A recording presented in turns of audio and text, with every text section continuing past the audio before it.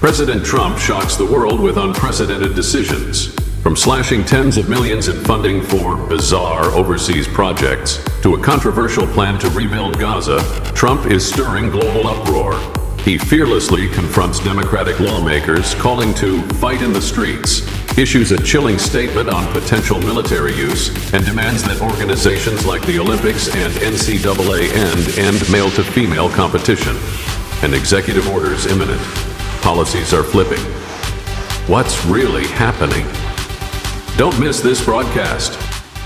And one more thing before I wrap up, because I do want to get to these meetings and I will see you all at the EO signing later this afternoon.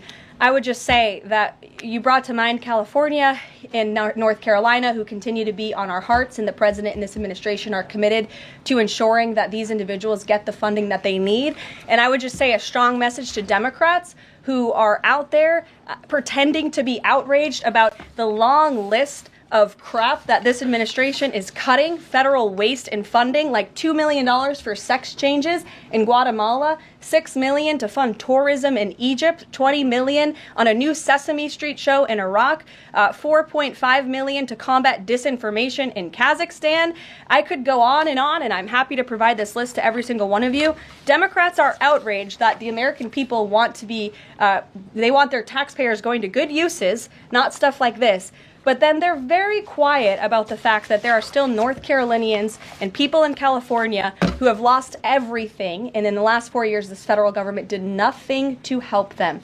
This president will continue to put Americans first, and I think the successes of this week so far speak to that, and it's only Wednesday. Garrett, great to see you here today. Thank you. On Gaza, the president has spent basically his entire public career criticizing foreign entanglements, nation building, sending American troops to fight abroad, particularly in the Middle East. This plan seems like it could ultimately involve all of those things.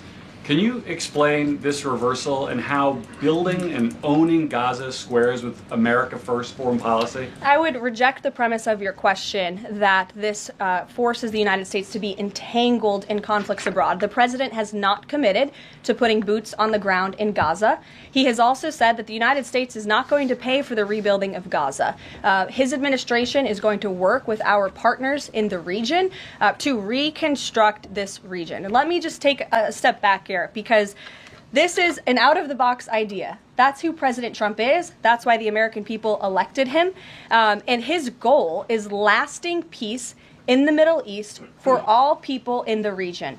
And as I said in my opening remarks, we've had the same people pushing the same solutions to this problem for decades. And it's been made very clear to the president that the United States needs to be involved in this rebuilding effort to ensure stability in the region for all people. But that does not mean boots on the ground in Gaza. It does not mean American taxpayers will be funding this effort. It means Donald Trump, who is the best deal maker on the planet, is going to strike a deal with our partners in the region. Because he did not rule out American troops in Gaza last night. Are you doing that now? I am saying that the president has not committed to that just yet. He has not made that commitment, and you know that. And on the foreign partners, the Jordanians, the Egyptians, the Saudis have already panned this plan.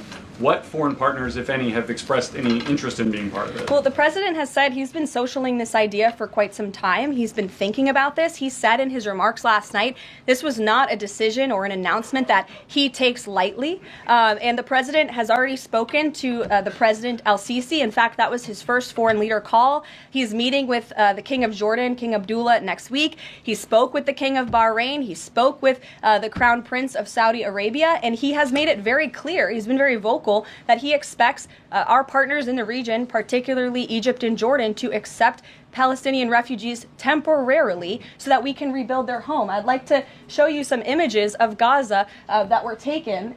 Fox News aired this. I mean, that is, as they put it, an apocalyptic scene in Gaza. This is an uninhabitable place for human beings. Do you really think that families can live their dream in a region that looks like this, with no running water, no electricity? And the special envoy to the president, Steve Witkoff, recently traveled to Gaza, as you all know. And he came back with images that he showed the president of the dire situation here. And the president made this decision with a humanitarian heart for all people in the region. Peter. Thank you, Caroline. Are any officials here preparing to fight Democratic lawmakers in the streets? Absolutely not. So And thanks for the question. Some elected Democrats are so steamed about Doge. Congresswoman LaMonica McIver says we are at war. Ilhan Omar says we might actually see somebody get killed. And Chris Van Hollen says we have to fight this in the Congress. We have to fight this in the streets. So what now? And may I just point out, if you heard that type of violent, enticing rhetoric from our side of the aisle, from Republican leaders on Capitol Hill, I think there would be a lot more outrage in this room today. It's unacceptable, the comments that have been made by these Democrat leaders, and frankly, they don't even know what they're talking about. Because President Trump was elected with a mandate from the American people to make this government more efficient.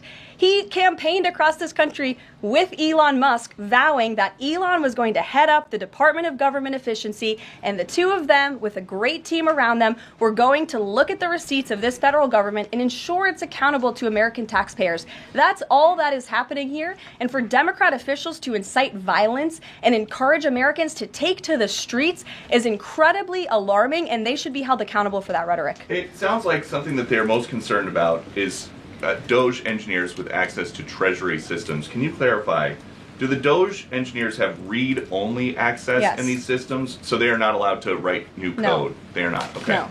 And then one more thing. NBC is reporting that some of the illegal immigrants that we've seen rounded up and arrested are not being deported. They're being released with ankle or wrist monitoring devices, or they have to check in on the phone. So is the administration arresting more people than you have room for?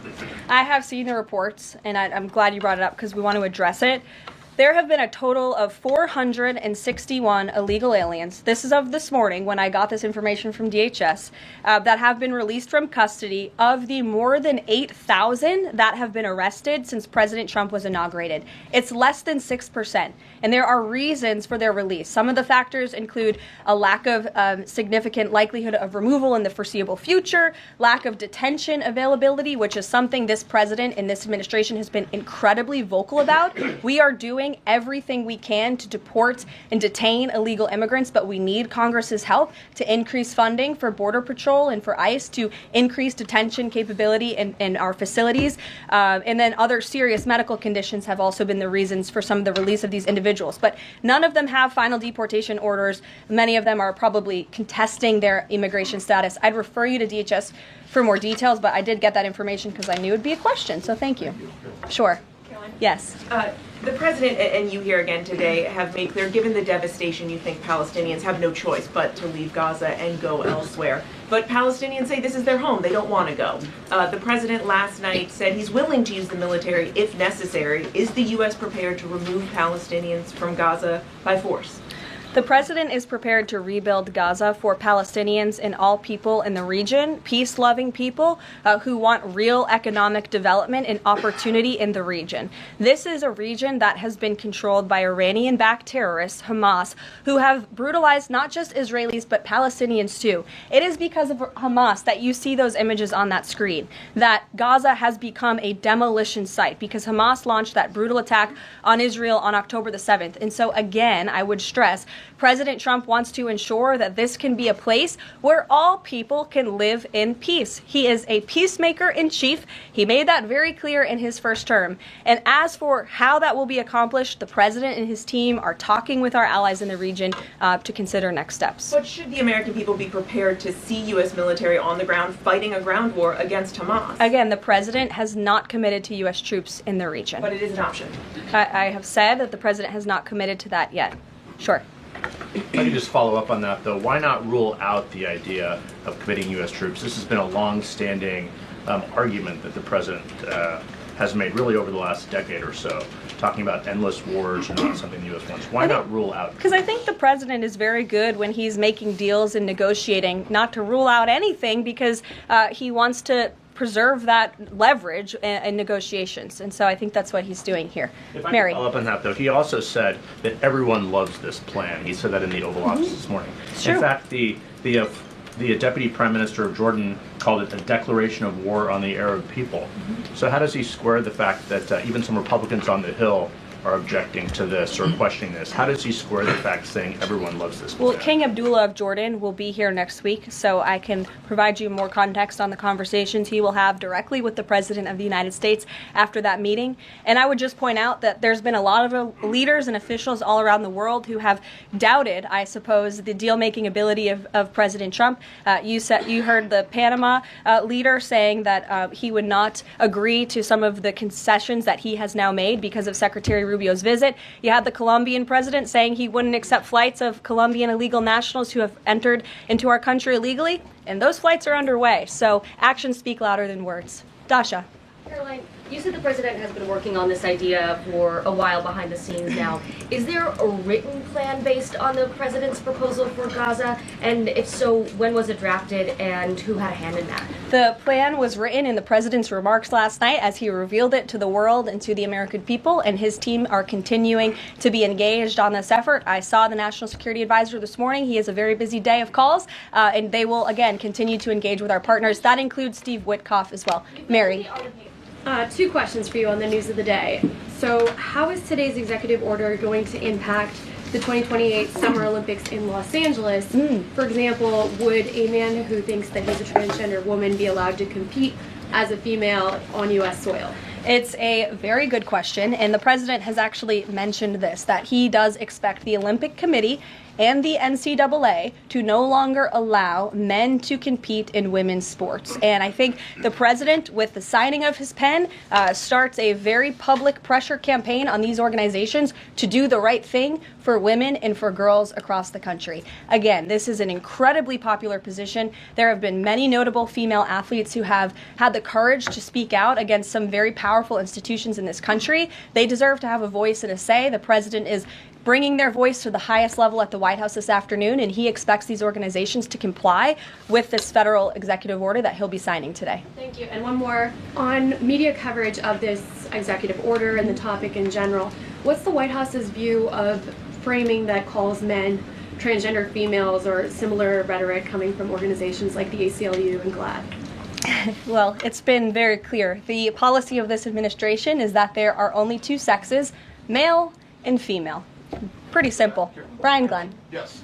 USAID has gotten a lot of attention in the last couple of days with some of these bizarre things that we've been, taxpayers have been funding. Now it looks like there are a couple media outlets that have been dragged into this conversation as far as USAID funding as well. Does the president have any comment on that?